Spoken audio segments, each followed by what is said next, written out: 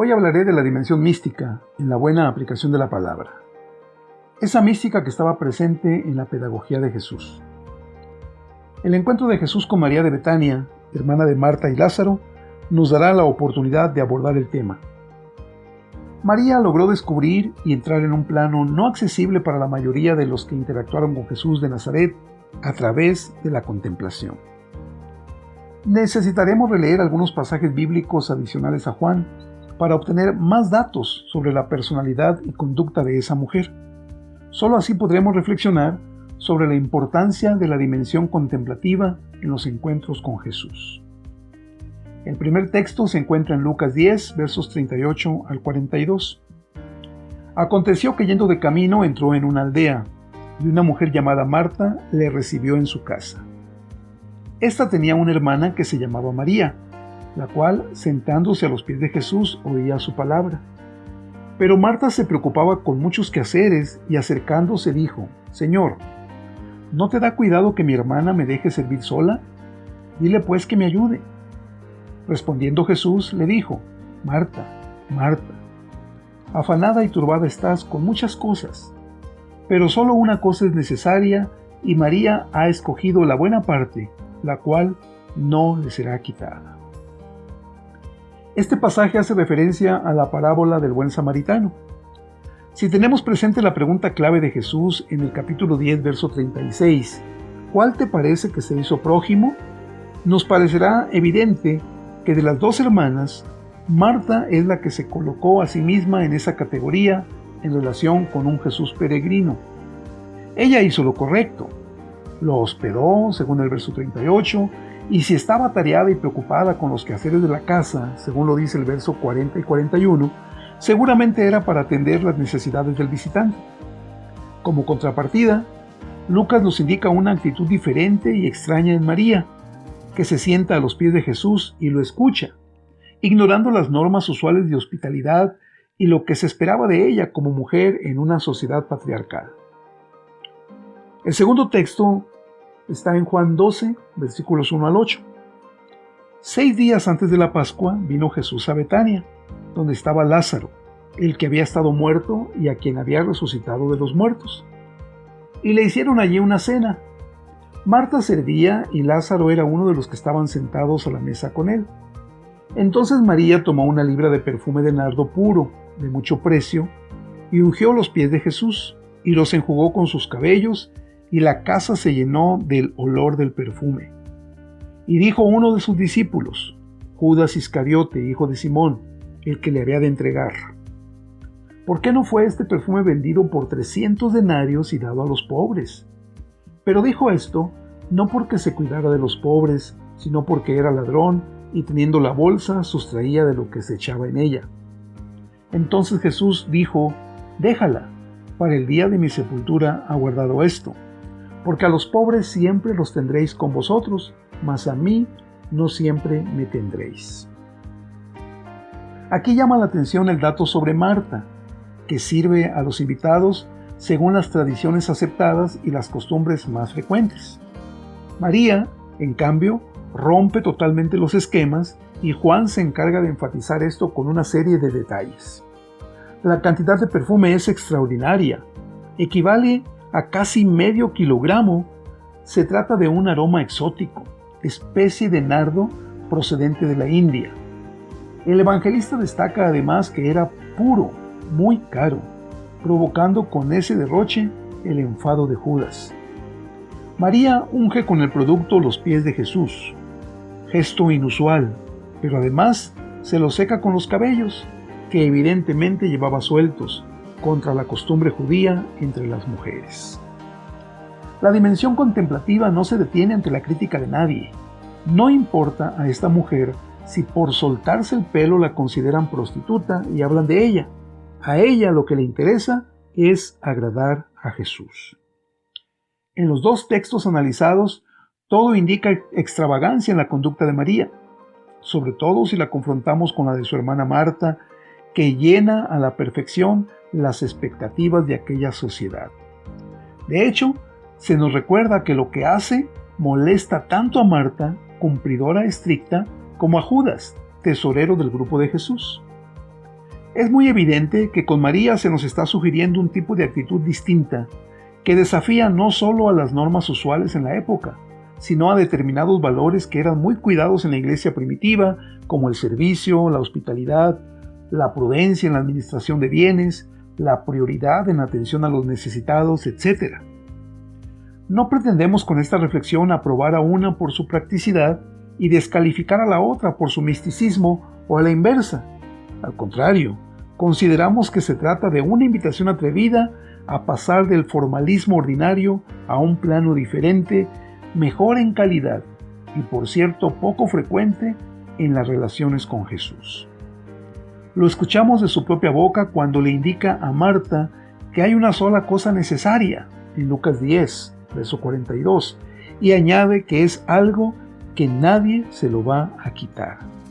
Jesús mismo expresa que María tiene pleno derecho a otro tipo de relación, en una dimensión distinta que apela a otros valores y que por supuesto logra más, como lo veremos en el tercer pasaje. El tercer texto es Juan en el capítulo 11, versículos 1 al 45. Leeré solamente algunos cuantos. El verso 11.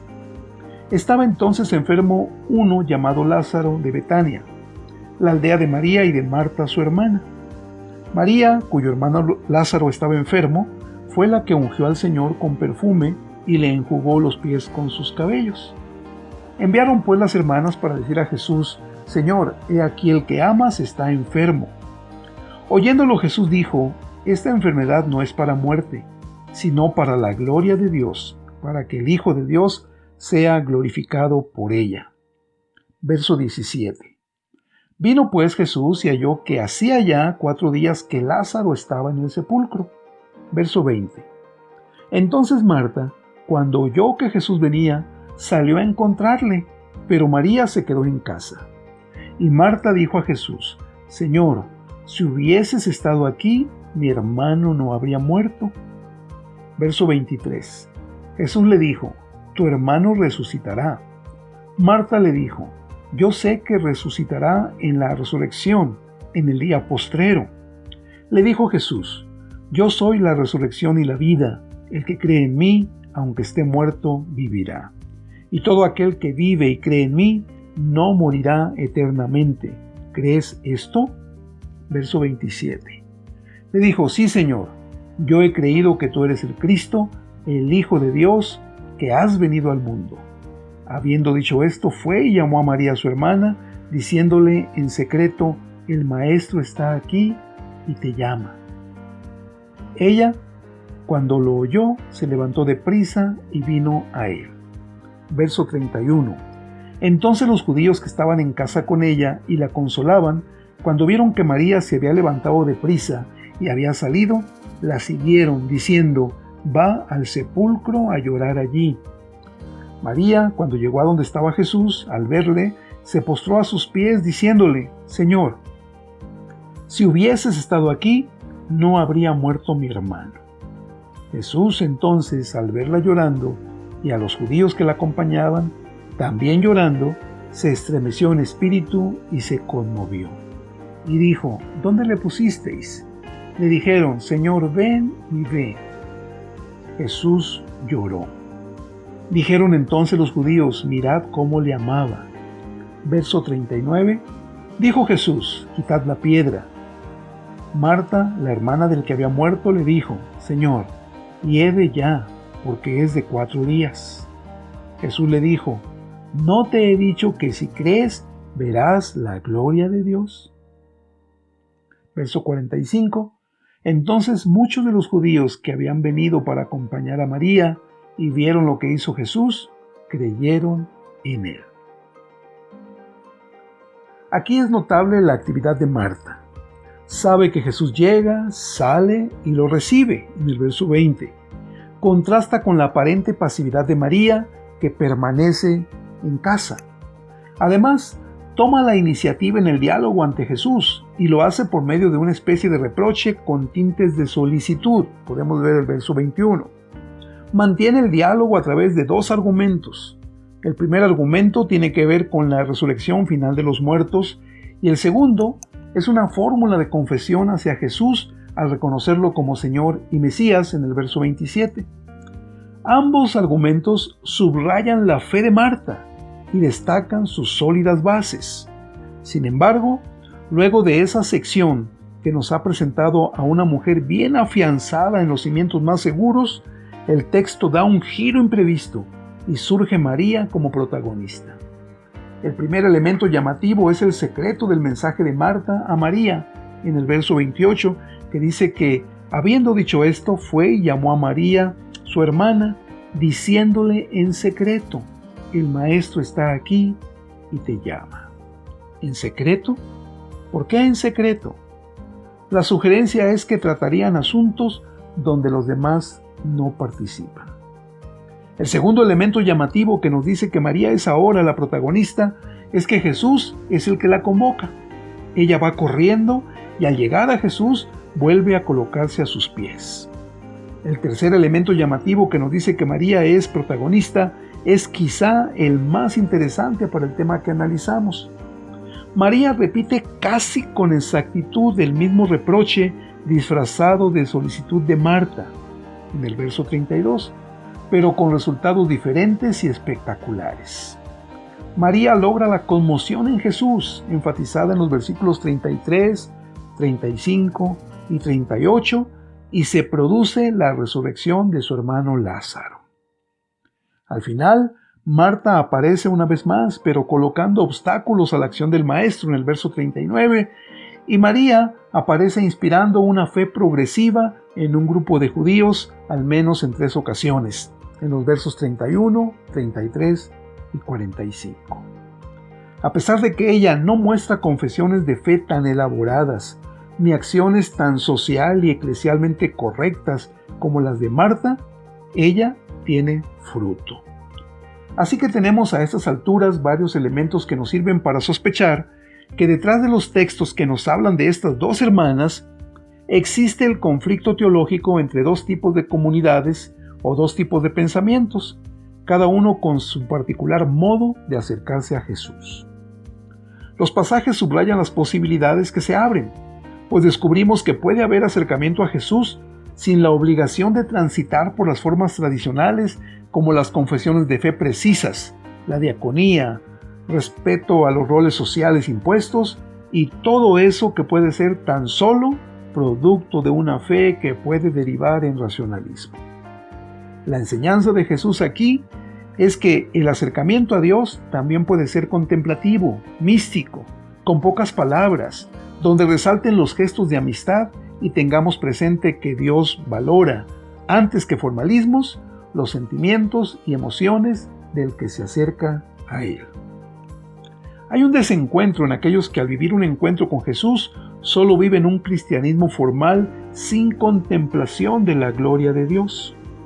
Pero el mismo desencuentro sufren aquellos que disfrutan del acercamiento a Dios mediante gestos contemplativos y se olvidan del compromiso con la diaconía y coinonía que la palabra de Dios demanda.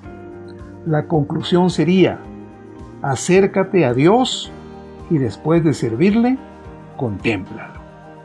Bendiciones.